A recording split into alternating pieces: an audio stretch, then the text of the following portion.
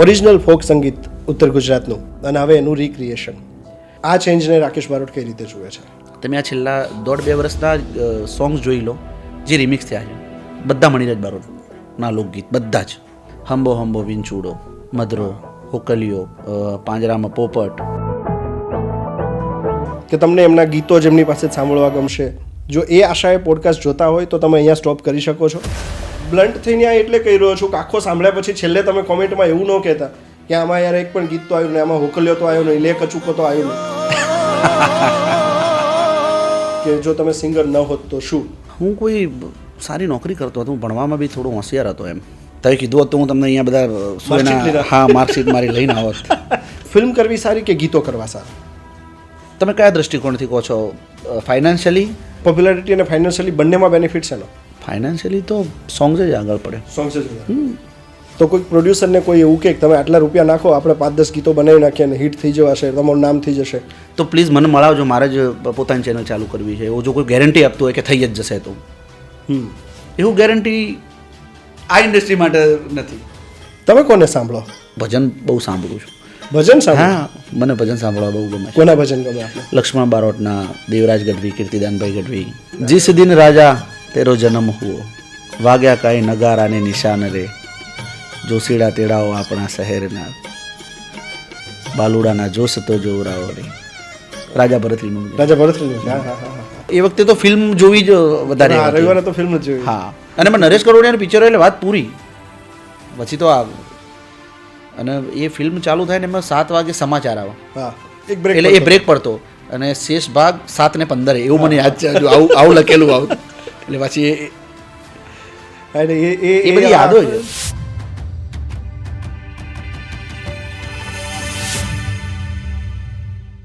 ફરી એક વખત સ્વાગત છે આપનું બિયોન્ડ બાઉન્ડ્રીઝમાં. Beyond boundaries with Jitu Bandhaniya. આજે આપણે જે વ્યક્તિત્વને મળવાના છીએ એના અવાજનો આશિક હું એ છું. હું તો 40 વટાવી ચૂક્યો છું, પણ મારો ભત્રીજો દેવ એ નાનો હતો ને ત્યારથી એમના ગીતો બહુ સાંભળે છે.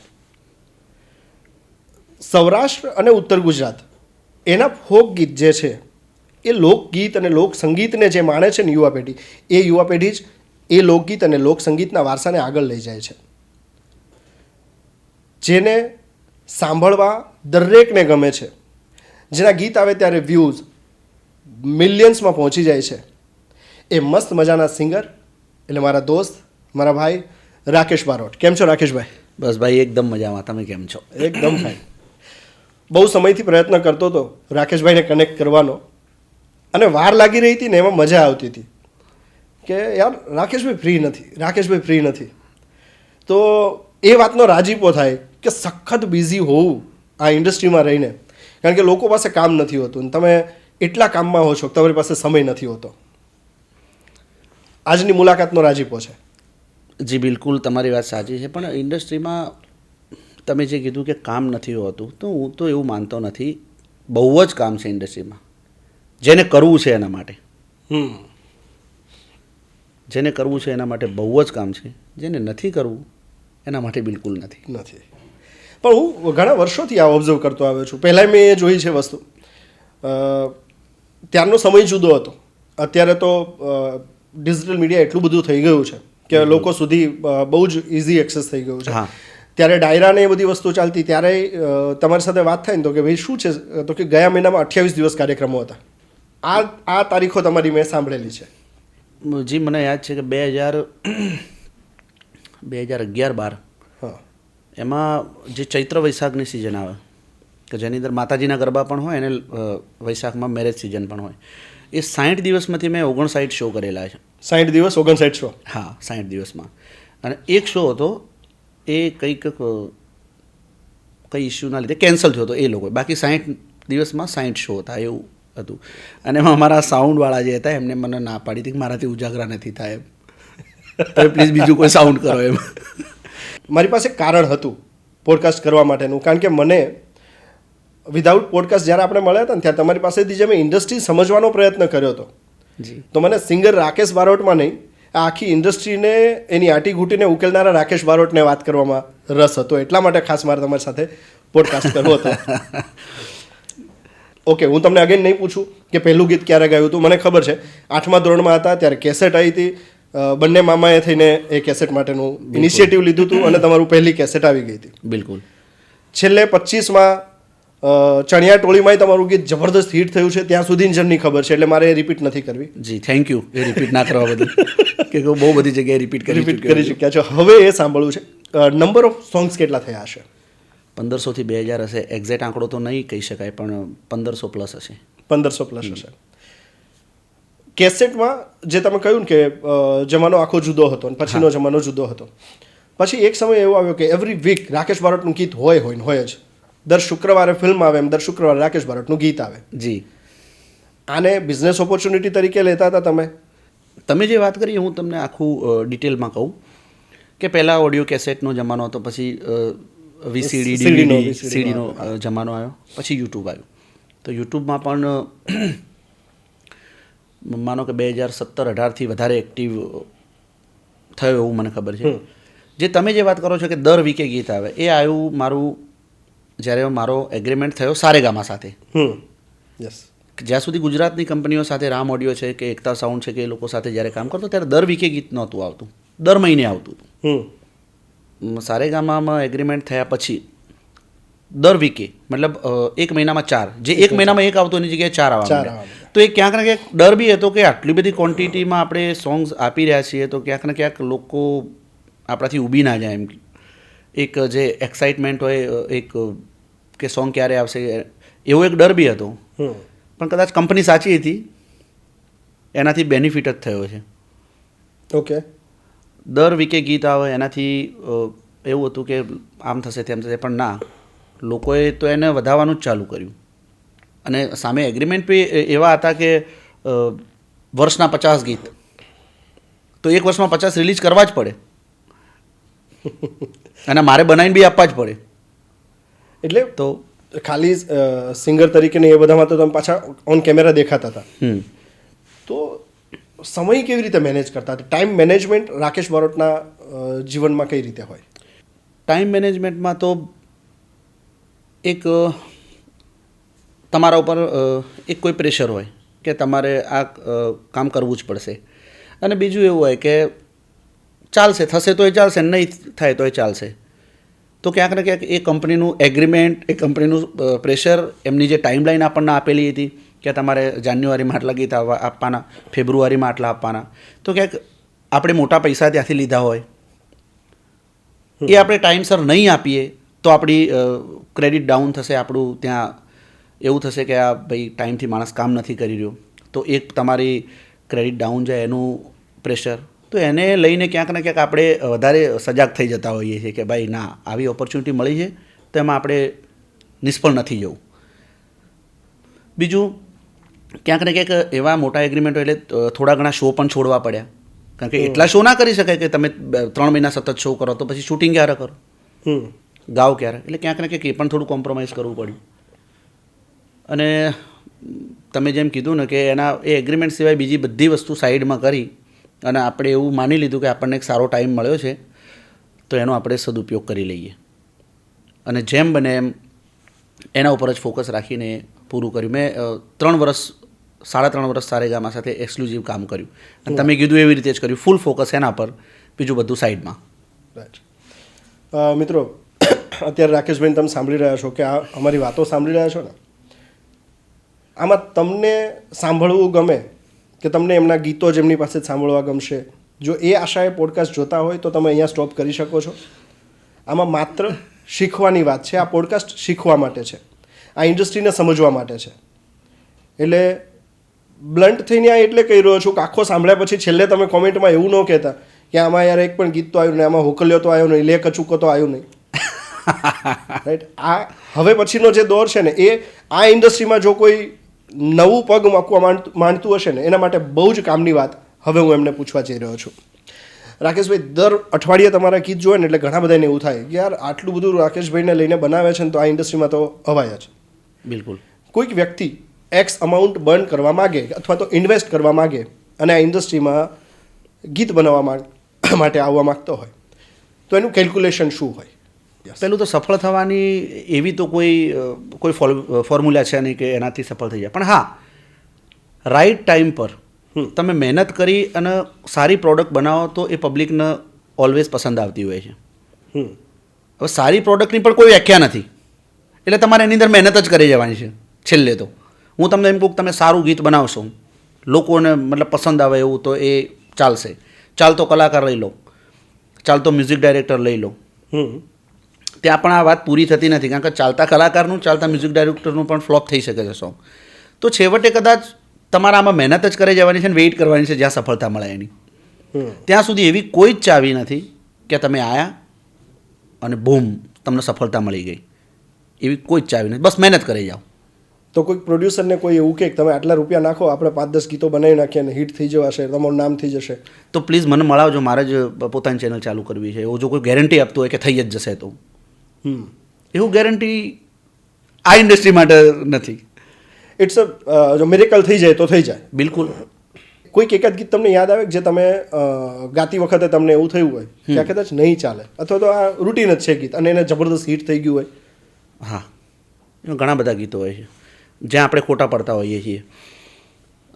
અને જ્યારે રેકોર્ડિંગ કરતા હોય ત્યારે એ વાઇબ પણ ઘણીવાર આવી જતા હોય છે કે ભાઈ આ તો હિટ જ છે એમ. અચ્છા. હા, એટલે એવું તો ઘણી બધી વાર એવો ચમત્કાર થઈ ગયો. એવું કયું ગીત તમે તમારું યાદ કરવું હોય તો કે આ ગીતમાં? એક અમે રામ ઓડિયોનું હતું, કોરો ઘડો કરીને એક ગીત હતું. તો જ્યારે મેં રેકોર્ડ કર્યું, રાજનભાઈ બહુ સારું લખ્યું હતું, એમને મ્યુઝિક પણ એમાં સારું કરેલું છે, રાજન રાયકા ધવલ મોટરના સ્ટુડિયો પર. તો મને ગાયા પછી એમ લાગતું હતું કે એમ નથી મજા આવતી એમ. તો મારા હિસાબે એ ગીત બસ ખાલી મારે એમને કામ કરીને આપવાનું છે એ રીતે આપેલું હતું. એ ગીત સુપર હિટ નીકળી ગયું. અને જ્યારે પેલું સારેગામાનું એક ગીત હતું, કોમડું મેલી ભણવા હેડી બજાર, તો જ્યારે ગાતા હતા ત્યારે જ ખ્યાલ આવી ગયો હતો કે આ હિટ જ છે એમ. તો એવું બી થતું હોય છે કે ઘણીવાર ખબર પડી જ જતી હોય કે આ હિટ જ છે. એમાં તો તમે લુકનો એક્સપેરિમેન્ટ કર્યો હતો ને? હા, મેં દાઢી મૂછ મતલબ એક કીધું કરીએ કંઈક એમ, થોડું પબ્લિકને વધારે એમાં ઇન્ટરેસ્ટ પડે એના માટે. અને એવું કરવું જોઈએ, એવું કરવું જ જોઈએ. તમારામાં મેં એક બદલાવ હંમેશા જોયો છે. એ ગાયકીની શૈલી હોય, તમારા લુકની વાત હોય, એ વસ્તુ ક્યાંથી આવી રાકેશ બારોટની અંદર? એમાં એવું છે કે એઝ અ સિંગર આપણે કામ કરી રહ્યા છીએ, બરાબર. તમને સિંગર તરીકે લોકોએ વધાવી લીધા છે, તમને લોકો ગમાડે છે સિંગર તરીકે, લાઇક કરે છે કે ભાઈ સારા સિંગર છે. પછી તમારી જોડે સારી મોટી કંપની આવે છે, ગુજરાતની હોય કે બોમ્બેની હોય, એની એક્સપેક્ટેશન એવી હોય કે તમે એક્ટિંગ પણ કરો. અને ગુજરાતમાં તો જે સિંગરો છે એમના પબ્લિક પણ એવી આશા રાખે કે સિંગિંગ બી એ કરે ને એક્ટિંગ બી એ કરે. એક બે ગીત કરવાના હોય તો વાંધો નહીં, પણ જ્યારે આટલા લોટમાં કામ કરવાનું હોય ત્યારે પબ્લિકની એક્સપેક્ટેશન વધી જાય છે. તો એમાં ખરા ઉતરવા માટે થઈ અને પછી આપણે એવું અંદરથી થાય, એટલે સ્પેશિયલી મને કે નીચે એવી કમેન્ટ ના આવી જોઈએ કે યાર કેવી એક્ટિંગ કરે છે. તો એ શીખવાનો જે એક ભૂખ, તો એ ટ્રાય કરતાં કરતાં એમાંથી એમ થાય કે ના ચલો આ ટ્રાય કરીએ, આમાં થોડો લુક ચેન્જ કરીએ, આ સોંગમાં દાઢી મૂછ કાઢી એને કરીએ. મતલબ એવું પછી થાય કે લોકો આપણને એઝ અ સિંગર તો એક્સેપ્ટ કર્યા છે, એક્ટર તરીકે પણ એક્સેપ્ટ કરે, બસ એના માટેની મહેનત. અને સિંગર આપણે ત્યાં એક્ટર બને એનો ટ્રેન્ડ આવ્યો. હા, અને એ વખતે પણ ફિલ્મ ઇન્ડસ્ટ્રીમાં તમે ઝંપલાવી દીધું, ઘણી બધી ફિલ્મો કરી. હા, પહેલી વખત કેમેરા સામનો કર્યો હશે ફિલ્મ એક્ટિંગ માટે, ગીત માટે તો તમે કરતા હતા. ત્યારે મને કેવી રીતે તૈયાર કર્યા હતા તમને? સાચું કહું તો એ વખતે તો કોઈ એવો આઈડિયા હતો નહીં કે આ શું થઈ રહ્યું છે. બસ એમ જ ખબર હતી કે આપણે જબરજસ્ત સિંગર છીએ અને આપણે ચાલી રહ્યા છીએ અને આપણને આ લોકો લઈ રહ્યા છે, એટલે આપણે જે કરીશું એ ચાલશે. એક્ટિંગ કરવી છે યા એવું કંઈ દિમાગમાં હતું નહીં. પણ જ્યારે એના પહેલાં જે આલ્બમ કરેલા, તો એ આલ્બમ સોંગના જે કેમેરા ફેસ કરવાનું હતું એ તો યુઝ ટુ થઈ ગયેલા હતા. હા, એક વસ્તુ હતું કે જે પહેલી જ ફિલ્મ હતી એ અમારી હિતેન કુમાર સાથે. હિતેન કુમાર એટલે મોટા ગજાના કલાકાર. તો એમ થોડું હતું સાલું આપણે એમની સામે શું કરીશું, મતલબ એમ. પછી કીધું છોડો યાર, આપણે જે કરીએ છીએ એ જ બરાબર છે, આપણે બહુ લોડ લેવાની જરૂર નથી. પણ એ ફિલ્મો કરતાં જ્યારે તમે મોટા આર્ટિસ્ટ સાથે કામ કરતા હો છો ત્યારે એમાંથી ઘણું બધું શીખવા મળતું હોય છે. એ શીખતા અને આ શીખવાની વસ્તુ જ છે. તમે આજીવન તમે શીખી જશો તો આ પૂરું થવાનું નથી. બસ એ શીખતા ઘડાતા એવું લાગે છે કે આપણે થોડું ઘણું સારું કરી રહ્યા છીએ પહેલાં કરતી, અને હજુ પણ આગળ કોશિશ કરીશું કે સારું કરીએ. હા, એટલે ખાસ કરીને મેં આ શીખવાનો એટલા માટે પૂછ્યો. હું તમારા મેરેજમાં તમારા ગામડે આવ્યો હતો. મને એ ખ્યાલ છે કે બહુ નાનું ગામ છે. હા, ત્યાં લાઈફ લર્નિંગ માટેના લેસન્સ કદાચ તમને એટલા નહીં મળ્યા હોય. હા, રાઈટ. કે જે પછી તમે આ ઇન્ડસ્ટ્રીમાં એન્ટ્રી લીધી ને પછી ધીમે ધીમે મેં આખો બદલાવ રાકેશ બારોટનો જોયો છે. જી. અને હું હંમેશા ઇમ્પ્રેસ થયો છું તો એ જ વસ્તુથી થયો છું કે તમે ચેન્જને સ્વીકાર્યો છે. તમારા મતે પરિવર્તન એ કેટલું જરૂરી? બહુ જ જરૂરી છે, બહુ જ જરૂરી છે. સમયની સાથે ચાલવું પહેલું તો. અગર તમે સમયની સાથે નથી ચાલી રહ્યા, તમે અપડેટ નથી થઈ રહ્યા, તો એનું નુકસાન તમારે ભોગવવું જ પડશે. પછી એ કેરિયરનું હોય, બીજી રીતે હોય, ફાઇનાન્શિયલી હોય, એ બધું જ નુકસાન તમારે ભોગવવું પડશે જો તમે અપડેટ નથી થઈ રહ્યા તો. આમ તો એ પ્રશ્ન અસ્થાને છે કે જો તમે સિંગર ન હોત તો શું? કારણ કે 8મા ધોરણથી તમે વાત કરો છો કે હું ત્યારથી ગીત માટેની રુચિ હતી, એટલે બટ ઓબ્વિયસ છે ત્યારથી એવું થઈ જ ગયું કે આપણે આ ઇન્ડસ્ટ્રીમાં જવું છે. પણ ધારો કે એવું કદાચ બને કે તમે સિંગર ન બન્યા હોત તો બીજી કઈ વસ્તુમાં તમને ઇન્ટરેસ્ટ છે? હું કોઈ સારી નોકરી કરતો હતો. હું ભણવામાં બી થોડો હોશિયાર હતો એમ. ખરેખર હોશિયાર? હા, ખરેખર હોશિયાર હતો. તમે કીધું હોત તો હું તમને અહીંયા બધા માર્કશીટ લીધા. હા, માર્કશીટ મારી લઈને આવત. ધોરણ 10, 12ની, કોલેજની. સેકન્ડ યર સુધી અભ્યાસ કર્યો? થર્ડ યરનો બી અભ્યાસ કર્યો છે, પણ એનું એક્ઝામ નહોતો આપી એક્ઝામ શક્યો નહોતો મામાના આપી શક્યા. એના લીધે. એટલે બિલકુલ હું શ્યોર છું, મતલબ ખાતરી સાથે કહું છું કે હું કોઈ સારી પોસ્ટ પર હોત. ટોપ પોસ્ટ પર હોત. રાકેશભાઈ, જીવનમાં નિષ્ફળતાનો ડર ખરો? પહેલાં નહોતો, હવે છે.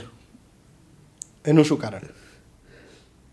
ખબર નહીં, પણ નિષ્ફળતા ના કહી શકાય, પણ એવું એક જે લેવલ તમારું બન્યું હોય તો એવું ઘણીવાર એવો ડર લાગે કે ક્યાંક આપણે એનાથી નીચે ના આવી જઈએ. બસ એક જે લેવલ બસ એટલું જળવાય, એનાથી ઉપર ના જવાય તો કંઈ નહીં, પણ એનાથી નીચે તો નહીં જવું, એવો એક ઘણીવાર ડર રહેતો હોય છે. અને એ ડર એટલા માટે રહેતો હોય ક્યારેક આપણે પૂરતી મહેનત ના કરી શકીએ એ વસ્તુના લઈને. જ્યારે તમે મહેનત ચાલુ કરો છો એટલે એ ડર જતો રહે છે. પણ મહેનત કરવા સમય હોવો જોઈએ. હા, એ મેનેજમેન્ટ થોડું અઘરું થઈ જાય છે. ફેમિલી, સામાજિક, એટલું. અને કામ તો કેવું છે કે કામ તો તમે લઈ જ લો છો. એ વખતે તમને સમય યાદ નથી આવતો, તમારી પાસે નથી સમય. તમે કામ જેટલું આવે એટલું લઈ જ લો છો કે આ વાત દો. પછી કે હવે મેનેજ નથી થતું તો નિષ્ફળ નહીં થવાય ને, બસ એનો ડર લાગે. હા. રાકેશભાઈ, એક જ દિવસમાં મલ્ટિપલ સોંગ કર્યા હોય, રેકોર્ડ કર્યા હોય તો એ કેટલા કર્યા હશે? એકતા સાઉન્ડનું એક 3 કલાકનો ટ્રેક છે. હા, 3 કલાકનો, કે જેની અંદર 50 ગીત હશે. મેં એક જ દિવસમાં રેકોર્ડ કરેલો છે. નોનસ્ટોપ હતું? નોનસ્ટોપ 3 કલાક. અને એ વખતે હેબિટ બી એવી જ હતી. ગામડેથી જવાનું, આણંદ સ્ટુડિયો હોય. સ્ટુડિયો ઘણા બધા હતા, અમદાવાદ પણ હતા, વિસનગર હતા, પણ બધા અલગ અલગ જગ્યાએ કરતા. પણ મેં જે કર્યું છે એની પર્ટિક્યુલર વાત કરું. આણંદ સ્ટુડિયો, ત્યાં જવાનું, રાત્રે ત્યાં રોકાઈ જવાનું, સવારે 9-10 વાગે પહોંચી જવાનું. તો મને યાદ છે કે સવારે 9-10 વાગે ગાવાનું ચાલુ કર્યું, રાત્રે 9-10 વાગે 8 વાગે 3 કલાકનો એ ટ્રેક ગાઈ નાખ્યો હતો. અને એ હેબિટ હતી તો ગવાતું હતું. અત્યારે એવું થયું છે કે એક ગીત ગાવા જઈએ તો એક ગીત ગાયા પછી એમ થાય કે ચલો આપણું કામ સેટિસ્ફેક્શન થઈ જાય છે કે થઈ ગયું છે એમ કામ. અને એ વખતે હેબિટ જ એવી હતી કે ભાઈ આખું તમારે 1 કલાકનું આલ્બમ કરવાનું છે, 8 ગીત કરવાના છે. તો એ કદાચ સાયકોલોજી પણ કામ કરતી હોય છે આમાં, કે પહેલાં જ નક્કી જ હતું કે 8 કરવાના છે તો થાક નહોતો લાગતો. અત્યારે નક્કી છે કે 1 જ કરવાનું તો લાગી જાય, તો થાક લાગી જાય છે. અને તમે ગાયા છે એટલા બધા ગીતો, એટલે હવે થાક લાગવો સહજ છે. થાક લાગે છે ખરો? પ્રેશર આવી જાય એટલે નથી લાગતો થાક. ખબર છે કે આપવાનું જ છે, પછી થાકવાનો કોઈ મતલબ નથી. એટલે ડેડલાઇન બિલકુલ. કયો સમય વધારે ગમે ત્યાં, કેસેટ વાળો, સીડી વાળો કે અત્યારનો સમય? અગર તમે એ 3 કેસેટ, સીડી એના એ છો તો સમય તો 3 સારા છે. ફરક એટલો જ છે કે કેસેટ વખતે, સીડી વખતે એન્જોય વધારે હતો, પૈસા ઓછા હતા. અત્યારે કામ કરવાનું એટલું એન્જોયમેન્ટ નથી, પૈસા વધારે છે. તો મહત્વનું શું થયું, આનંદ કે પૈસો? બંને મહત્ત્વના છે. એટલે જ ટ્રાય કરી રહ્યા છે કે પૈસો તો આવી ગયો છે તો જે આનંદથી કામ કરતા હતા એ જ આનંદથી આ ટાઈમમાં પણ કામ કરીએ, કારણ કે બંને જ મહત્ત્વનું છે. તમે બંને આનંદ અને પૈસા એમાંથી કોઈને ઓછું ના આંકી શકો. રિક્રિએટ તમે કર્યા આ સોંગ, હમણાંમાં ગુજરાતી ફિલ્મ ઇન્ડસ્ટ્રીમાં પણ તમારા સોંગ્સ ધૂમ મચાવી રહ્યા છે. ઓરિજિનલ ફોક સંગીત ઉત્તર ગુજરાતનું અને હવે એનું રિક્રિએશન. જી, આ ચેન્જને રાકેશ બારોટ કઈ રીતે જુએ છે? બિલકુલ સારી વાત છે ને આર્ય, કે જે જૂનું સોનું પડેલું છે બસ એના બહુ જ હિટ હતું. આમ પણ જે મામા મણિરાજ બારોટે જે તે ટાઈમે જે સોંગ લોકો સમક્ષ મૂક્યા છે, ગુજરાત સમક્ષ મૂક્યા છે, બસ એના જ સોંગ તમે જુઓ તો એ સોનાને અત્યારના જે ઘડવૈયા છે એને ઘડી ઘડીને અલગ અલગ દાગીના બનાવી રહ્યા છે એવું કહી શકાય.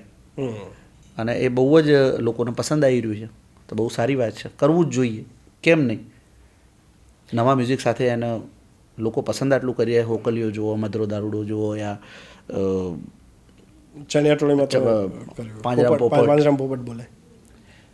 તમે નોટિસ નહીં કર્યું એ હું તમને યાદ કરાવું. તમે આ છેલ્લા 1.5-2 વર્ષના સોંગ્સ જોઈ લો જે રિમિક્સ થયા છે, બધા મણિરાજ બારોટના લોકગીત, બધા જ. શું વાત છે? ટોટલ હંબો હંબો વિંચુડો, મધરો, હોકલીઓ, પાંજરામાં પોપટ, એના સિવાય બી મતલબ મેં ગણ્યા હતા 9 હતા, 9 કે 10 હતા. બધા જ ગીત? બધા જ. એમાંથી તમારા ભાગમાં હોકલીઓ છે? હોકલીઓ, પાંજરામાં પોપટ બોલે. બીજા પણ કરીશું હવે, કારણ કે લોકોને પસંદ આવી રહ્યું છે, લોકોને જે પસંદ આવે આપણે આપવું જ જોઈએ. જે ઓડિયન્સ તમારા શોઝ એન્જોય કરતું હતું એ ઓડિયન્સ, જે ઓડિયન્સ તમારી કેસેટ સાંભળતું હતું, રિક્ષામાં કેસેટો વાગતી હોય, એ જમાનો જોરદાર હતો. અને હવે યુટ્યુબ ઇઝી અવેલેબલ થઈ જતા દરેક જગ્યાએ ગીતો પહોંચ્યા છે. એ જે રિક્ષામાં ગીતો વાગતા અને એ જે ઓડિયન્સ તમને મળતું હતું, ઓડિયન્સ સાથેનું ઇન્ટરેક્શન ક્યારેય કરતા? કોઈકની રિક્ષામાં ગીત વાગતું હોય ને ક્યાંક ઊભો રાખીને વાત થઈ હોય? હા, ઘણી વાર. અત્યારે બી એ સિલસિલો ચાલુ જ છે કે જ્યારે જતો હોય તો આપણને બી એમ થાય, તમે જોતા હશો રિક્ષાની પાછળ પોસ્ટર્સ હોય છે, તો એમ થાય કે યાર આપણો આટલો મોટો ફેન છે, નીકળ્યા હોય તો સાઈડમાં કરીને પછી ઊભા રહીએ તો એ જોઈને કે અચ્છા રાકેશભાઈ, એ ખુશ થઈ જાય એમ. તો એમાં આપણું શું જાય છે, એ આપણો ફેન જ છે. આપણે જો ટાઈમ હોય ઊભા રહી ઘણી વાર એને જો હાથ મિલાઈ, કેમ છે ભાઈ, મજામાં, તો એનો ઉત્સાહ આપણા માટેનું માન એનું ઓર વધી જતું હોય છે. ઘણી વાર થાય છે આવું. રાકેશભાઈની સાથે હોય માન વધી જાય ને એવી ઘટનાઓ એ પોતે ક્રિએટ કરે. ફોર એક્ઝામ્પલ, બહુ વર્ષો પહેલાં અમે ક્યાંક જમવા ગયા હતા. રાકેશભાઈ કે હું ક્યાંય પણ જાઉં મારે પૈસા નથી દેવાના થતા, આજે આપણે સાથે છીએ ને તો મારે જ દેવા છે એમ. એટલે એ એક ચાહકો તમને બધી જ જગ્યાએ ઓલમોસ્ટ મળી જતા હશે. સૌથી યાદગાર ઇમોશનલ કોઈ પ્રસંગ હોય તો રાકેશભાઈ? ઘણા ટાઈમ પહેલાં એક ટિકિટ શો હતો. હું વાત કરું છું જ્યારે ઓડિયો કેસેટ આવતી ત્યારે, કે જ્યારે મારો ફેસ એટલો પબ્લિકલી રિવીલ નહોતો થયેલો, આ મને ફેસથી પબ્લિક નહોતી ઓળખતી. બસ એક જ રીતે ઓળખતી કે ભાઈ મણિરાજ બારોટનો ભાણિયો છે ને એ મણિરાજ જેવું ગાય છે એમ. બસ એ રીતે મારા ટિકિટ શો થતા બનાસકાંઠામાં. એ શો દરમિયાન એક 60-65 વર્ષના માજી આવ્યા. એ આયન બનામ શું કહેવાય આપણે ઓવાણા લે લીધા. હા, અને એમની જોડે જે 2 રૂપિયા 3 રૂપિયા હતા એ મને એમને આપ્યા આમ કરીને. મને એમ થઈ ગયું કે કેવો પ્રેમ છે એમ. તમને એ એમની પોતે એમની જોડે કશું જ છે નહીં, જે છે એ આ જ છે, અને એ આપણને આપી રહ્યા છે. કેટલો પ્રેમ! કરોડો રૂપિયા હોય, 10 લાખ તમને કોઈ આપે એ અલગ વસ્તુ છે. જેની જોડે કંઈ જ નથી એ તમને આપીને એ પ્રેમરૂપી પ્રસાદ કહેવાય કે દરે છે તમને કે. અને એ જે એમના મોઢા ઉપર જે ખુશી હતી ને એ જોઈને મને અંદરથી એમ કે ચલો ભગવાને આપણને કંઈ સારા કર્મ કર્યા છે આગળ, કે આપણને આ સ્ટેજ પર લાવ્યા છે, આપણને આટલો પ્રેમ મળી રહ્યો છે. એક ક્ષણ હતી મારા માટે. રાકેશભાઈ, તમને જો ખાલી યાદ કરાવવું હોય, કેસેટના ટાઇટલ તમારા કયા કયા યાદ છે? અથવા તો કેસેટના ગીત ખાલી ટાઇટલ બોલવા હોય તો આ બહુ બધા છે. પહેલાં તો જે બાળ કલાકાર તરીકે કરી, પરણેરે પાતળિયા સેલ સેલ ઘૂંઘટવાળી, દશામાને દ્વાર, આ જે બધા બાળ કલાકાર હતા. હા, એના પછી તો એકતા સાઉન્ડની, રામ ઓડિયોની એટલી બધી કેસેટ છે. સોક્યો ઢોલો, મારવા ઢોલા, પછી હંબો હંબો વિંછુડો, બોલવાના પૈસા નથી, કાળા ચશ્મા કાળો તલ, બધી ઘણી બધી છે. પછી એ તો ગીત યાદ કરવા બેસો ક્યારેક કયો કે આમ તો અત્યારે તમારો સમય અઘરો છે કે ન નિરાતે બેઠા હોય, પણ નિરાતે બેસો અને ખાલી તમારા પ્રેમના ગીતો યાદ કરવા હોય તો કયા કયા ગીત કે આ મને બહુ યાદ છે મારા પ્રેમના ગીતો? કોઈને પ્રેમ ના કરાય, હા, ગમતું નથી તારા વિના ગમતું નથી, જિંદગીમાં દર્દ છે ને દર્દમાં મજા, તારી ગલીઓથી ને કળશે અર્થી મારી, બહુ બધા છે. જેટલા મતલબ તમે આ 2 કલાક કહેશો તો 2 કલાક સુધી ગીતો ચાલ્યા જશે. હા, ધારો કે દર્દ હોય તો એમને મજા હોય કે દર્દનું દુઃખ હોય? દર્દનું આમ તો દુઃખ જ હોય, પણ એટલા લાંબા ટાઈમ સુધી એ દર્દ ચાલ્યું જતું હોય કે ક્યાંક માણસ એમ વિચારે કે હવે આની અંદર જ આપણે મજા લેવાનું ચાલુ કરો ભાઈ. અને જે તમે સાંભળો છો ગીતો, યા લોકો જે એને એન્જોય કરે છે, યા રિલેટ કરે છે, એ ગીતકારોએ લખેલા ગીતો હોય છે. પછી એ મનુ રબારીઓ હોય કે સોવનજી ઠાકોર હોય કે ચંદુ રાવળ હોય, દર્શન બાજીગર, ઘણા બધા છે, બરાબર. તો એ કદાચ એમની ફિલિંગ્સ લખેલી હોય છે, અમારે ખાલી ગાવાનું હોય છે. પણ પ્રશ્ન તો આવે જ છે કે આમાં તમારું શું કહેવું થાય છે?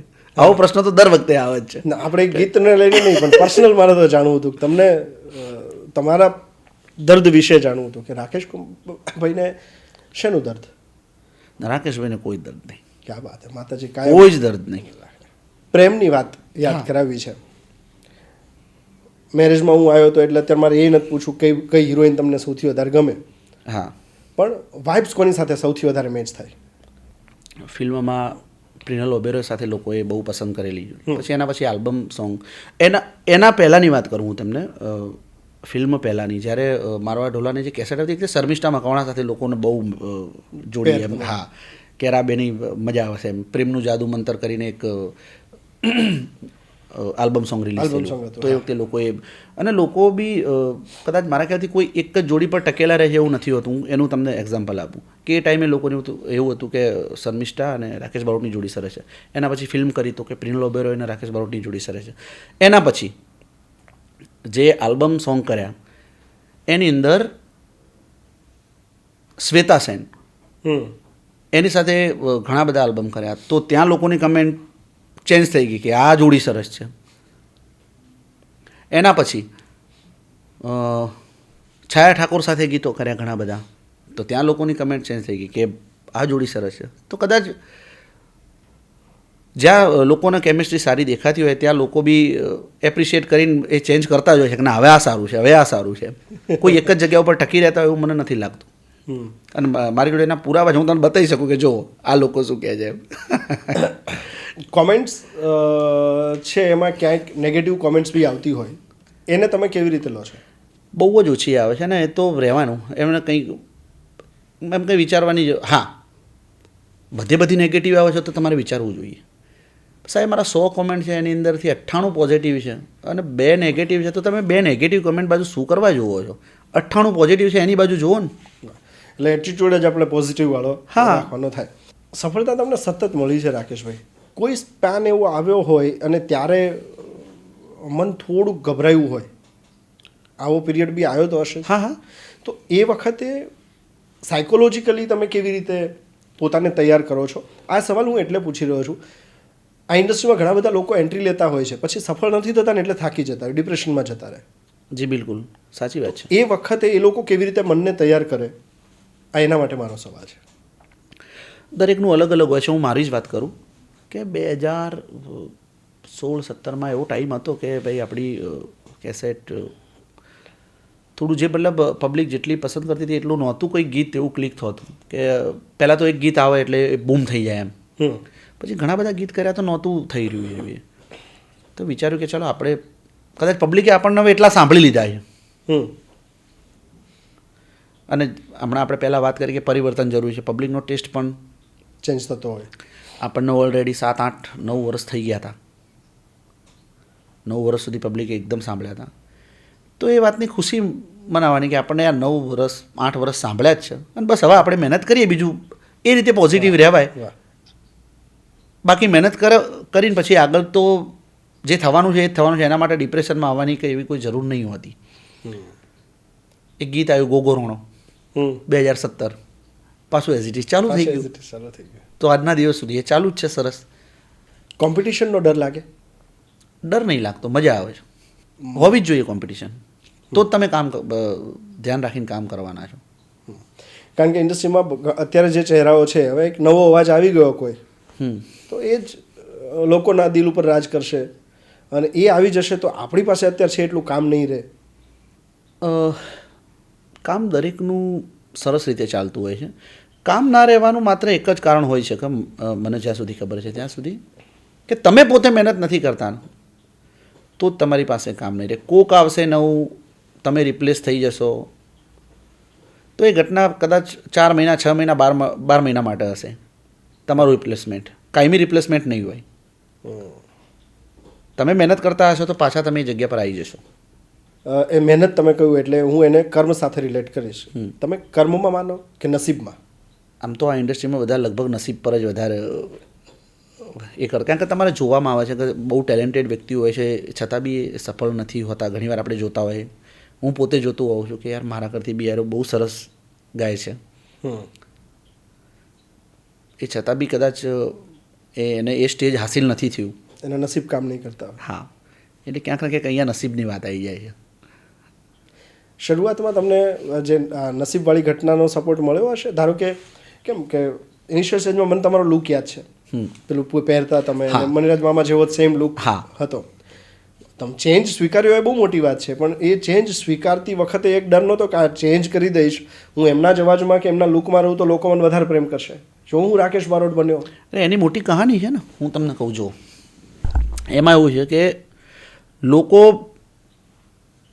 મણિરાજ બારોટના જે ચાહકો છે, એમના જો ફેન ફોલોવિંગ છે, એ મને બસ એ જ એરામાં જોવા માગતા હતા કે, અને હું બી એ જ કરતો. જોલા ગોખરું સાલ હા તે હાલ બી કરું છું. અને ક્યાંક ને ક્યાંક શોમાં જવું તો ત્યાં સ્પેશિયલ ડિમાન્ડ હોય છે ત્યાં પણ કે ભાઈ તમે યાર જોલા ગોખરું પહેરજો, યાર તમે આ કરજો, એમ એ ડિમાન્ડ આવે છે. એ સ્પેશિયલ એવો વર્ક છે. શું કહેવાય એને? જોલા ગોખરું. જોલા ગોખરું. ગોખરું કરીને એક વનસ્પતિ આવે છે, તમે જોજો. હા, એ નીચે પહેરવાનું હોય ને એને ગોખરું કહેવાય, ઉપર જે શેર હોય એને જોલો કહેવાય. એ પાટણ બનાસકાંઠામાં બહુ પહેરવામાં આવે છે. હા, આપણે ક્યાં હતા? હા, તો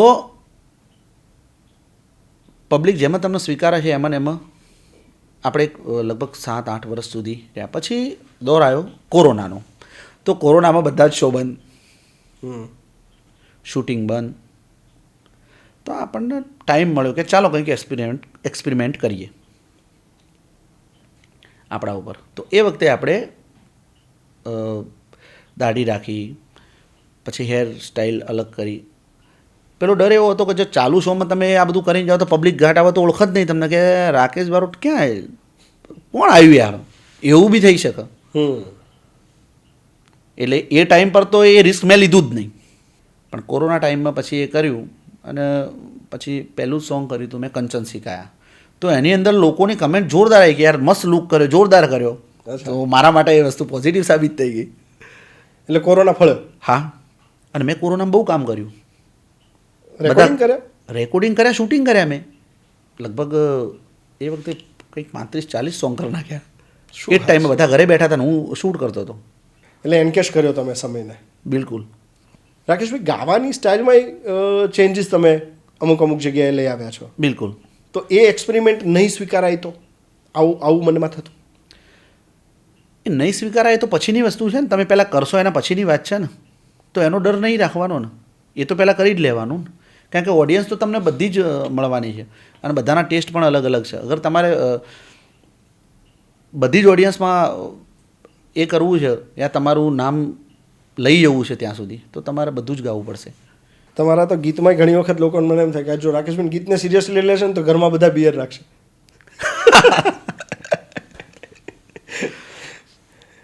એ બધા લિરિક્સ ગાતી વખતે ક્યારેય શરૂઆતમાં એવું થાય કે યાર લોકો આના ઉપર નેગેટિવ રિએક્ટ કરશે? હા, થાય. તો શું કારણે ગાવાનું? પૈસો? એમાં એવું હતું કે એ બહુ પહેલાં ગાયેલા છે, હમણાં ગાયેલા નથી. હા, બહુ ટાઈમ પહેલાં. તો એ વખતે કંઈ એવું હતું નહીં. અને એવું બી થાય કે યાર લોકોની તમે નીચે કમેન્ટ જુઓ તો નેગેટિવ કરતી પોઝિટિવ કમેન્ટ જ વધારે હોય છે. નેગેટિવ કમેન્ટ નથી હોતી. તો પછી એમ કે ચલો લોકોને પસંદ આવે છે તો ગાઈએ એમ. રાકેશભાઈ, ઓન કેમેરા એક બીજો સવાલ, બ્લન્ટ. વ્યસન ખરું? ના, કોઈ જ વ્યસન નહીં. અને કરવું બી ના જોઈએ. સિંગરે કોઈએ ના કરવું જોઈએ વ્યસન, હું તો કહું છું. અને એમાં પર્ટિક્યુલર સિંગરે તો ગળા માટે ખાસ નહીં. હા. તમે રિયાઝ કરો છો? શોઝ ને એ બધું એમાં થઈ જતો હોય છે, એટલે સ્પેશિયલી રિયાઝ માટે નથી ટાઈમ રહેતો. પણ મેં જેમ કીધું ને કે હમણાં થોડું બધું સ્કેડ્યુલ ચેન્જ કરવું છે, એમાં આ બી એક સ્કેડ્યુલમાં નાખવાનું છે કે રિયાઝ કરવો જ જોઈએ, સિંગરે રિયાઝ કરવો જ જોઈએ. તમે કોને સાંભળો? એકચ્યુઅલી હું જે ગાઉં છું એ અલગ વસ્તુ છે.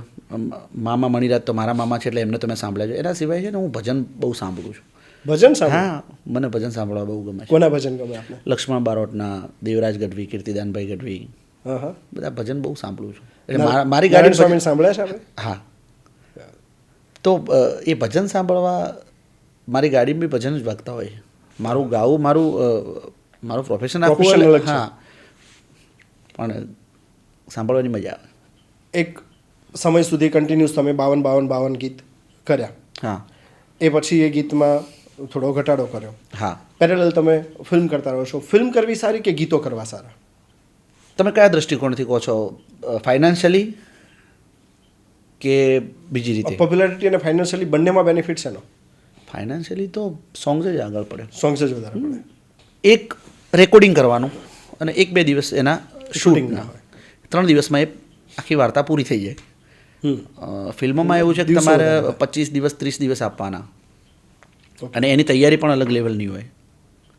ઓકે. તો એટલું ટાઈમ વધારે ત્યાં જશે. ફાઇનાન્શિયલી ઓછું બેનિફિટ થશે ત્યાં. દિવસ વધારે થઈ જાય છે એટલે ફાઇનાન્શિયલ. પણ તમારે એક લેવલ સુધી પહોંચવા માટે ફિલ્મ કરવી જરૂરી છે. તમારું લોકોમાં તમારું સ્ટેટસ જાળવી રાખવા ફિલ્મ કરવી જરૂરી. કે ઘણા કિસ્સા એવા હશે ને કે પ્રોપર આખી ઘટના છે ને એ રોટી કપડા ઓર મકાનની હોય. જી. અને જમવાનો સમય ના રહેતો હોય. રાકેશભાઈ, એવી ઘટનાઓ થાય ખરી? માનો એવું માની લો હાલોલ શૂટિંગ ચાલુ છે, બરાબર. પેકઅપ થાય છે ત્યાં 6 વાગે 7 વાગે. તમારે 10 વાગે ડીસા પહોંચવાનું છે. તમે કયા ટાઈમ પર ખાશો? તમારી જોડે 3 કલાક જ છે. તમારે પહોંચવાનું ડીસા છે. ડીસાનો રન 4.5-5 કલાકનો છે ત્યાંથી, હાલોલથી. પછી બીજું કંઈ જ ના થાય. કોઈ પણ વસ્તુ હોય ફટાફટ પેક કરી ગાડીની અંદર લઈ લેવાની, ગાડીમાં બેઠા બેઠા જમી લેવાનું યા નાસ્તો કરી લેવાનો, ગાડીમાં કપડાં ચેન્જ કરી દેવાના અને સીધા સ્ટેજ પર. ને આ હું એટલા માટે પૂછી રહ્યો હતો કે લોકોને માત્ર સફળતા દેખાતી હોય છે રાકેશભાઈ. મહેનત બહુ છે આમાં, એના પછી સફળતા છે. મલ્ટિપલ ગીતો તમે કર્યા છે. એ ગીતમાં વિરહના ગીતો બહુ આવ્યા છે રાકેશ? ઘણા બધા. કોઈનો વિરહ ચાલે ખરો? કોઈનો નહીં? કોઈનો નહીં. પ્રેમ એટલે શું? હું એની વ્યાખ્યા ના આપી શકું, કારણ કે હું એટલો બધો મારી જાતને એવો ગણતો નથી કે હું પ્રેમની વ્યાખ્યા આપી શકું. કે જેને ભગવાન શ્રી કૃષ્ણ યા રાધા એ લેવલની જ્યારે વાત હોય તો હું એની વ્યાખ્યા આપી શકું એવો છું જ નહીં. પણ અનુભૂતિ તો કરી હોય ને પ્રેમની? પ્રેમની અનુભૂતિ તો હોય ને. તમે અગર એમ કહેવાય પ્રેમના તમે એક જ વસ્તુ સાથે દરેક લોકો જોડતા હોય છે કે બસ પ્રેમિકા અને પ્રેમી. એવું નથી હોતું. તમારા મમ્મી માટે એટલો પ્રેમ હોય, તમારા પપ્પા માટે એટલો પ્રેમ હોય, તમારા બાળકો માટે એટલો પ્રેમ હોય. તમે શૂટિંગ કરી રહ્યા છો, એમાં કોઈ સારું કામ કરી રહ્યો છે, કોઈ બહુ શિદ્દતથી કામ કરી રહ્યો છે, કોઈ સ્પોટ હોય છે, તો એના માટે બી તમને લાગણી પ્રેમ હોય કે યાર કેટલું. તો પ્રેમની પરિભાષા બસ ખાલી પ્રેમી અને પ્રેમિકા પૂરતી સીમિત લોકો કરી દેતા હોય છે. એવું નથી હોતું. પ્રેમ તમે નીકળી રહ્યા છો કોઈ બગીચો છે, એની અંદર સરસ મજાના ફૂલ છે, એ જોઈને બી તમને એમ થાય કે વાહ કહેવાય. તો એ બી પ્રેમ, પણ લોકોએ સીમિત કરી નાખ્યો છે પ્રેમિકા અને પ્રેમી, બસ આ પ્રેમ. એક સવાલ તમને એવો પૂછવો છે, ધારો કે ટાઈમ મશીન ક્યાંક મળી જાય રાકેશભાઈ, હા, ટાઈમ ટ્રાવેલ કરવાનું થાય, અનમણીરાજ મામાને મળવાનું થાય, ઓહ શું વાત કરો. બસ આવું મળવાનું થાય એ જ બહુ છે. એમને તો શું વાત કરવું, એમ એ લાગણી એટલી બધી એમની સાથે જોડાયેલી છે કે વાત, બસ મળવાનું થાય એ જ બહુ છે. અને એ કંઈક કે સાંભળીશું, યા એમના મોઢે કંઈ એમનો હોકલિયો યા મણિયારો યા કંઈક સાંભળીશું. અત્યારે એ જોતા જ હોય ને, ક્યાંકથી એમનો હાથમાં જોતો કે મારો ભાણેજ છે એ આટલો સફળ છે. બિલકુલ, સપના તમને લઈને એમને જોયા હશે. બિલકુલ. પહેલી કેસેટ જ એમને બનાવેલી મારી એઝ અ ચાઇલ્ડ આર્ટિસ્ટ તરીકે. પછી ગીતો તમને જોડે ગવડાવતા. હા, ડાયરામાં. એમને તમારે સંભળાવવાનું હોય કયું ગીત સંભળાવો? હું એમને શું સંભળાવવાનો હતો, એ આખો એમ કહેવાય કે મહાસાગર છે લોકગીતોનો. પણ હા, એમનો જે હું એમ ના સંભળાવી શકું, પણ એમને રિક્વેસ્ટ કરું કે મામા પ્લીઝ મણિયારો સંભળાવો. કારણ કે એ મણિયારો કદાચ એમના જેવો કોઈ નહીં ગાઈ શકે. તમે ગાઓ ત્યારે એમને પ્રાર્થના કરીને ગાતા હશો ને, કારણ કે એ સીન મારા મગજમાં ચાલતો હોય. જ્યારે એમનું ગીત હું ગાતો હોય ત્યારે એ જે જગ્યાએ ડાયરામાં ગાતા હોય તો એ સીન ઓલરેડી મગજમાં આવી જ જાય મારા. એમ એટલે અમુક હા, એ જોઈ છે, એ આવી જાય મગજમાં. ક્યાંક એ ટચ કરવાની કોશિશ કરતા હોય ને, એટલે એ તમે કનેક્ટ થઈ જાઓ ત્યાં. બહુ બધા ગીતો તમે સાંભળ્યા હતા, અત્યારે તમે એમ કહો છો કે હું એમને કંઈ સંભળાવી ન શકું, અથવા એમની પાસે મારો મણિયારો સાંભળવો છે, પણ તમે કદાચ ઘણા બધા સમય સુધી એમના જ ગીતો સાંભળ્યા હતા એ આઘાતમાંથી નીકળવા માટે. જી. જીવનમાં કોઈક મોટી ઘટના એવી બની જાય કે કોઈક ગમતી વ્યક્તિને માણસ ગુમાવી દે, ત્યારે કામ કઈ રીતે થઈ શકાય, શાંત કઈ રીતે થઈ શકાય? તમારે ટાઈમ એના માટે ટાઈમ જોઈએ, કારણ કે તરત તો એ વસ્તુ નહીં થઈ શકે. કેટલો સમય લાગ્યો તમને આમાંથી બહાર નીકળતા? મને કદાચ થોડો ઓછો સમય એટલા માટે લાગ્યો કે હું એ ઝોનમાં જતો રહ્યો કે યાર મામા, હું ભાણ્યો તો ખરો પણ એવડો મોટો એમનો ફેન, મામા એમ. પણ મને ટાઈમ ઓછો એટલા માટે લાગ્યો કે તરત ઇન્ડસ્ટ્રી આવી ગઈ, ફટાફટ ગીતો બનવા માંડ્યા. લોકો ક્યાંક ને ક્યાંક મણિરાજ બારોટ નો અવાજ મારામાં જોવા માંડ્યા. તો હું એની અંદર સીધો શિફ્ટ થઈ ગયો તરત જ 6 મહિનામાં 12 મહિનામાં. પછી શો ચાલુ થઈ ગયા. આપણે જેના એમાં હતા લોકો તમને એવી રીતે સ્વીકારવા માંડ્યા. લોકો તમને, મને એક ભાઈ હતા વાગડોદના, એમને મને ઝોલા ગોખરું લાવીને આપેલા. અચ્છા. કે તમે આ પહેરો યાર, સરસ લાગશે. ચાંદીના હતા, ઉપર સોનાનો ગ્લેટ કરીને એ લાયેલા મારા માટે.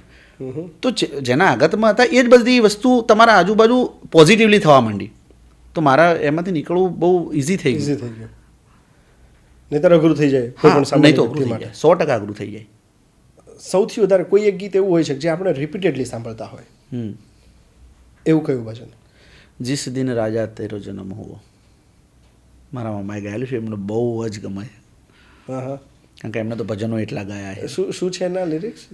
જીસ દિન રાજા તેરો જન્મ હુઓ, વાગ્યા કાંઈ નગારાને નિશાન રે, જોશીડા તેડાઓ આપણા શહેરના, બાલુડાના જોશ તો જોરાઓ રે.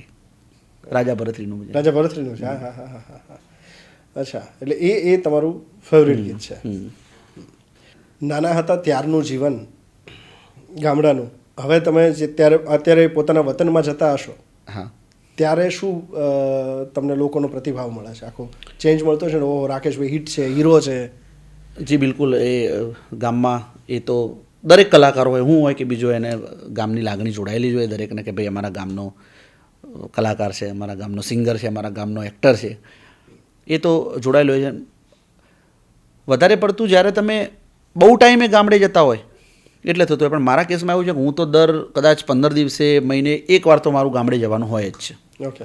હા, તો બધાથી દર 15 દિવસે, હા, ત્યાં કનેક્ટેડ જ છું. તો એવું નથી કે ભાઈ 6 મહિને હું જઈ રહ્યો છું યા 12 મહિને જઈ રહ્યો તો કચ્છા ભાઈ રાકેશભાઈ આયા, એવું નથી હોતું. એ ખબર છે કે આવશે જ 15 દિવસે. વતનથી સીધો સોરી વચ્ચે અટક્યા. વતનથી સીધો સવાલ વિદેશનો પૂછવો હતો મારે. પહેલી વખત વિદેશ ક્યારે ગયા હતા? બસ હમણાં જ જઈને આવ્યા. જુઓ ને, ઓગસ્ટ. એ છેલ્લી વખત થયું ને? હા, છેલ્લી વખત અને પહેલી વખત. અચ્છા, ત્યાં સુધી સિંગિંગ માટે? હા, પહેલી છેલ્લી વખત એટલે પહેલી વખત ગયો, છેલ્લી વખત તો ના કહેવાય. છેલ્લી વખત તો બહુ વખત જવાનું થશે. કેવા અનુભવ રહ્યા ત્યાં? બહુ મજા આવી ખરેખર. જવું જ જોઈએ જ્યારે બી તમને ચાન્સ મળે ત્યારે આઉટ ઓફ કન્ટ્રી શો કરવા જવું જોઈએ. તમને ઘણું બધું શીખવા મળે. અહીંનું ઓડિયન્સ ને ત્યાંનું ઓડિયન્સ બહુ અલગ છે. એવું નથી કે અહીંયા છે એવું જ ત્યાં સેમ છે, એવું નથી. ઘણું બધું અલગ છે. શું અલગ મારે સમજવું? હું એઝ અ સિંગર વાત કરીશ કે અહીંયા કદાચ તમારો શો છે અને તમે કોઈ તૈયારી વગર જાઓ છો તો થઈ જશે. ત્યાં તમારે પૂરતી તૈયારી કરીને જવું પડશે. ત્યાં લોકોએ જે સાંભળેલા ગીતો છે એ તમારે ગાવા પડશે તો તમને સામે પ્રતિસાદ મળશે. અહીંયા તમારા ફેન એટલા બધા હશે ને કે તમે કંઈ બી ગાશો તો એને એ હિટ થઈ જશે. ત્યાં એવું નહીં થાય. ત્યાં તમારે એકદમ ટાઈમ ટુ ટાઈમ. અહીંયા કેવું 10 વાગ્યાનો શો હોય, તમે 11:30 જશો તો પબ્લિક, તો એવું ત્યાં નહીં થઈ શકે. ત્યાં બધું ટાઈમથી હશે કે 9:30-10 વાગે ચાલુ થશે તો ત્યાં થઈ જ જશે. 12-1 વાગે બંધ થઈ જશે ત્યાં તો થઈ જ જશે. અહીંયા 6 વાગ્યા સુધી બી ચાલશે. તો આ બધા ડિફરન્સ છે. અરે મુશ્કેલી કઈ પડે ત્યાં?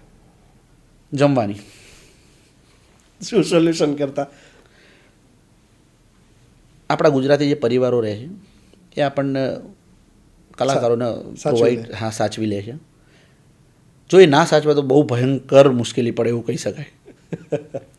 એ અહીંનો ટેસ્ટ તમને નહીં મળે ત્યાં. અને શોખ કઈ બાબતનો? પૈસા કમાવાનો.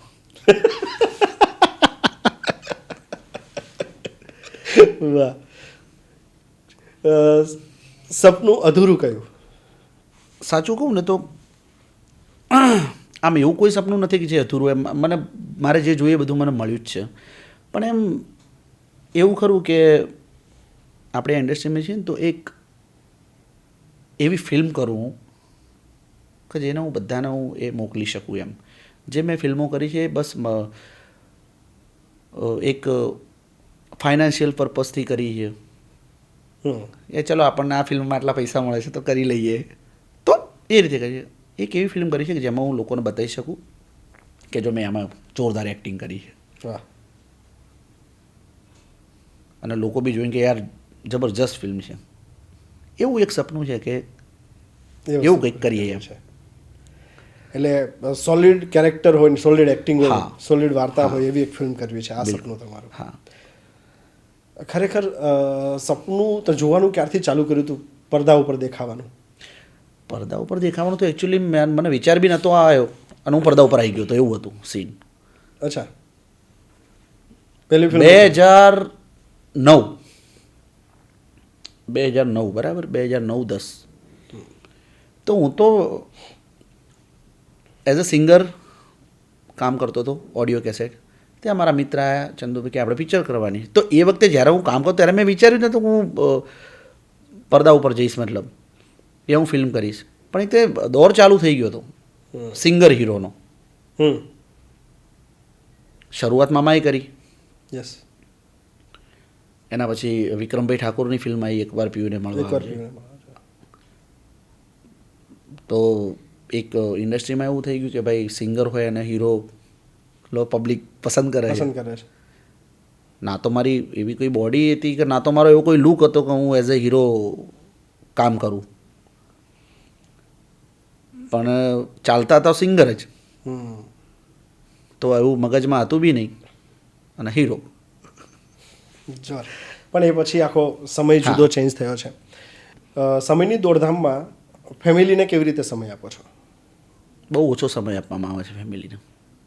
સાચું કહીશ, ખોટું નહીં કહી શકું કે ના હું મેનેજ કરીને, પણ મારાથી બહુ ઓછું. અને મેં હમણાં જ નક્કી કર્યું છે કે ના હું સમય મતલબ શનિવાર ને રવિવાર કોઈ જ કામ નહીં કરવાનું, બસ ફેમિલી જોડે રહેવાનું, એવું નક્કી કર્યું છે. હાલ સુધી બહુ જ ઓછો સમય આપ્યો છે. હા, જોકે બંને વસ્તુ મેનેજ કરવી અઘરી થઈ જાય. તમે ફેમિલીના પ્યોર ફેમિલી ઓરિએન્ટેડ જીવો તો કદાચ એટલું કામ નથી ખેંચી શકાતું અને તમે ફોકસ કર્યું છે કામ ખેંચવામાં. સંતાનોની શું ફરિયાદ હોય? ટાઈમ નથી. એટલે મોટી બેબી છે એને એ 10 વર્ષની છે, એમ કે પપ્પા ઘરે જ નહીં રહેતા એમ. ઘરે રહો છો તો તમે ફોનમાં હો છો, કંઈ વાત ચાલુ હોય કે ભાઈ આ શૂટ કરી રહ્યા છીએ આ તારીખે, તો એ બધી વાત બી ચાલુ જ હોય. એટલે પછી એવું વિચાર્યું કે હવે આપણે શનિ રવિ કોઈ જ કામ રિલેટેડ કોઈ વાત નહીં કરવાની એમ. પેરેન્ટ મિટિંગમાં જાઓ? નથી ગયો. તો ફરિયાદ હતી એની. હું એ જ કહું, તો પછી હવે આ પોડકાસ્ટ જોશે ને જો મારી ભત્રીજી, તો એની ફરિયાદ વધવાની જ. બિલકુલ. રાકેશભાઈ, જ્યારે એવો સમય હોય કે ત્યારે આ સમયને મારે યાદગાર બનાવી દેવો છે, તો કોની સાથે સમય પસાર કરવો ગમશે? વાઈફ અને બાળકો, કારણ કે એમના માટે જ રાખેલો છે. એમની તમારી પાસેથી સાથે રહો એ જ અપેક્ષા કે ક્યાંક ફરવા લઈ જાઓ? તમારી પર્સનલ લાઈફ કેવી હોય? જો બાળકોને એવું હોય છે કે પપ્પા ગેમ ઝોનમાં લઈ જાઓ, પણ ત્યાં તમે જાણ કોઈક ઓળખી જાય ને એવું બધું ના થાય?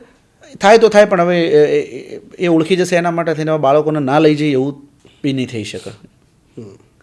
અને મેં ના કીધું કે હમણાં જ ચાલુ કર્યું છે, પહેલાં બહુ નથી આપ્યો ટાઈમ, એટલે હવે કીધું આપણે એક ટાઈમ ફાળવી જ દઈએ શનિ રવિ. બસ શનિ રવિ છોકરાઓને લઈને જાઓ, બહાર જમો, પિક્ચર જુઓ, એ ટાઈમ એમનો. પકોડી ખાવાનું મન થઈ ગયું તો તમે ઊભા રહી જાઓ કે લોકોનું એવું થાય કે આ કોઈ ઓળખતું હશે? ના, ઊભું જ રહેવાય. ઊભું જ રહેવાય ને. ઓળખશે તો સારી વાત છે ને. આપણે સારું કામ કર્યું છે ને ઓળખી જાય છે ને, ખોટું કામ કરીને ઓળખી જાય છે એવું તો છે નહીં. તો લાઇટ મોમેન્ટ તમે જીવો ખરા? હા, બિલકુલ. કારણ કે આ તમે કીધું ને, મને વિચાર આવ્યો કે આ શનિ રવિ વાળો અખતરો કરવા જેવો ખરો. બિલકુલ. એટલે તમને સોમથી શુક્ર તમને ફરિયાદ નહીં મળે ફેમિલી તરફથી. જો તમે નહીં કરો આ તો ચોક્કસથી ફરિયાદ મળશે. ના, એટલે અમુક વર્ષો આપણે ગુમાવી ચૂક્યા છીએ એટલે એ વસ્તુની આપવો જોઈએ. હું તો દરેકને કહું છું આપવો જોઈએ, ફેમિલીને ટાઈમ આપવો જોઈએ. મેં તો બહુ ઓછો આપ્યો છે ને એનું મને બહુ ભારો દુઃખ છે. ક્યાંક કમાવાની દોડમાં, પૈસા કમાવાની દોડમાં યા તમે કામ એટલું લઈ લીધું છે, તમે એવી ઇન્ડસ્ટ્રીથી બિલોંગ કરો છો જેથી તમે ટાઈમ નથી આપી શક્યા. પણ જ્યારે બી તમને એવું લાગે કે ના અંદરથી કે ના આપવો જ જોઈએ, એટલે બધું સાઈડ કરી અને આપી જ દેજો ટાઈમ. આપણી ઇન્ડસ્ટ્રીમાં તમને ગમતા હોય એ હીરો કોણ? હિતેન કુમાર. સિંગર તો બધા જ સરસ છે. હિરોઈન? કોઈ એક હિરોઈન કંઈ એવું સ્પેશિયલી કોઈ એક જ હિરોઈન ગમે એવું નથી, પણ હિતેન કુમાર અને હિતુ કનોડિયા બંને મને. એટલે એ વખતે સિંગલ સ્ક્રીન સિનેમા હતું ને, તમે મતલબ એ વખતે થિયેટરમાં જોવા ગામડે જતા હશો? આજુબાજુમાં ગયા છીએ, પણ ઘરે રવિવારે 4 વાગે આવતું દૂરદર્શનમાં 4 વાગે. હા, નરેશભાઈ આવી જાય ઘોડા ઉપર, એ ફિલિંગ ગજબની હતી. ટીવી હતું ત્યારે તમારે કે આજુબાજુ? બ્લેક એન્ડ વ્હાઈટ હતું. હા, કારણ કે મને યાદ છે ને, તો ત્યારે મોટે ભાગે એવો સમય તો ગામમાં અમુક જ ટીવી. અને દુઃખ થઈ જતું ઘણીવાર રવિવારે 4 વાગે પાવર કટ થઈ જાય, યા પછી ફિલ્મની જગ્યાએ બીજું કંઈક આવી જાય, એવું બી હતું કે કંઈ બીજો શો આવી જાય, કંઈ ડાયરો યા કંઈક એવું આવી જતું. તો એ વખતે તો ફિલ્મ જોવી જ વધારે. રવિવારે તો ફિલ્મ જ જોવી. હા, અને ઉપરથી પાછું એક અને નરેશ કરોડિયાનું પિક્ચર એટલે વાત પૂરી. પછી તો આ અને એ ફિલ્મ ચાલુ થાય ને એમાં 7 વાગે સમાચાર આવે. હા, એટલે એ બ્રેક પડતો અને શેષ ભાગ 7:15 એવું મને યાદ છે. આવું લખેલું આવતું. એટલે પછી એ બધી યાદો જુદો હતો આખો. એમાં પેલું એન્ટેના ઉપરથી ફેરવતા હોય. હા, એ આવવાના એમાં બે અમારે તો ત્યાં આમ ફેરવો એટલે કે અમદાવાદ ને આ બાજુ ફેરવો એટલે પાટણ. હા, અચ્છા, એ પાટણ બાજુ ફેરવો. એમાં મસ્ત સીન આવ્યો ઉપર કબૂતર આવીને બેસી જાય એટલે જાય પાછું. પણ એ સમય મતલબ એ અદ્ભુત આનંદનો સમય. અદ્ભુત અભાવ હતો પણ મજા જ હતી. મેં ના કીધું કે એન્જોયમેન્ટ બહુ હતું, મજા જ હતી ત્યારે. ત્યારે ગાડીઓ નહોતી આટલી મોંઘી, પણ એ સાયકલની મજા હતી. એટલે એ વખતે સરળતાથી જોવા નહોતું મળતું ને, એની મજા હતી. ટેકનોલોજી એટલી હતી નહીં, સરળતાથી તમને કંઈ મળતું નહોતું. અત્યારે બધું તમે જે જોવે તમારા મોબાઈલ હાથમાં, આખી દુનિયા તમારા હાથમાં, ઇઝી એક્સેસ છે. એટલે એ એન્જોયમેન્ટ એટલી કિંમત નથી રહી. હા, બિલકુલ. પૈસો નાનો લાગે છે ને, ત્યારે 100 રૂપિયા હતા તેમ થાય ખીચામાં 100 રૂપિયા પડ્યા છે. બિલકુલ. હવે અમુક લાખ સુધી તો કંઈ અસર જ નહીં થાય. ઇટ્સ ઓકે એમ. ત્યારના ગીતનો ભાવ પહેલી વખત પૈસો મળ્યો છે કેટલા રૂપિયા મળ્યા છે? પૈસા એક્ઝેક્ટ કેસેટ કરી હશે તમે. બાળ કલાકાર તરીકે કેસેટ કરી એ તો કદાચ 1500-2000 રૂપિયા મળ્યા હતા, અને એ બી મામાના લીધે મળ્યા હતા, નહીં તો કદાચ કેસેટ કરવી એ જ મોટી વાત હતી, પૈસાની વાત છો. હા, યસ, અચીવમેન્ટ હતું એ કે કેસેટ છે. રાકેશભાઈ, અંતમાં મારે એક વસ્તુ એ પૂછવી છે. જીવનની ફલશ્રુતિ રૂપે જો આ આખી ઘટનાને સંઘર્ષથી લઈને સફળતા સુધી બધા જોતા હોય છે, સફળતા એટલે શું? તમે શું માનો છો? તમે આ ઇન્ડસ્ટ્રીમાં કામ કર્યું, કોઈ પણ ઇન્ડસ્ટ્રીમાં કામ કર્યું, સફળતાની જ વાત છે, એટલે ખાલી આ ઇન્ડસ્ટ્રીની વાત નહીં કરું, કોઈ પણ જગ્યાએ તમે કામ કર્યું એ તમારું, તમને ક્રેડિટ મળે એવું કામ હોવું જોઈએ, તમને એનું ફાઇનાન્શિયલી તમને રિટર્ન મળેલું હોવું જોઈએ. એવું ના થાય કે બસ તમારું નામ મોટું હોય, તમારા ઉપર દેવું થઈ ગયું હોય, તમે ક્યાંય દાડામાં 10 જણા તમને ફોન કરતા હોય કે ભાઈ પહેલાં પૈસા લાવો, આ લાવો, તમારા બાળકોને સારી સ્કૂલમાં મૂકવા માટે તમારી જોડે પૈસા ના હોય, એની જરૂરિયાતો પૂરા કરવા માટે પૈસા ના હોય, એવું ના હોવું જોઈએ. આ બધું જ અગર સેટ છે અને તમે રાતે શાંતિથી સૂઈ શકો છો, એ સફળતા છે. હું તો સફળતાને ફાઇનાન્શિયલી કનેક્ટેડ એટલા માટે રાખું છું કે તમે ફાઇનાન્શિયલી સાઉન્ડ નહીં હોય તો હું તો તમને સફળ માનતો જ નહીં. એવું સફળ થઈને શું કરવું છે જેમાં તમારું ફેમિલી સફર કરી જાય.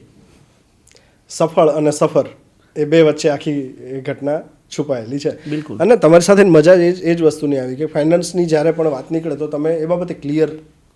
હા, લોકો કહેશે કે પૈસો આમ છે, પૈસો તેમ છે. તમે પૈસા વગર જાઓ ને, પૈસા વગર રહી જાઓ 15 દિવસ, એટલે ખબર પડશે. પૈસો જ સર્વસ્વ છે એવી વાત નથી, પણ એના વગર બી કંઈ નથી, એ વાત બી સાચી છે. પૈસો મારો પરમેશ્વર. ના, ખરેખર વાત સાચી છે. નાણાં વગરનો ના થયો, નાણે ના થલાલ. આ કહેવત એમ જ નહીં પડી હોય. એમ જ નહીં પડી હોય. રાકેશભાઈ, મા બાપ માટે શું કહેશો? ઓલવેઝ મા બાપને ખુશ રાખવા જોઈએ.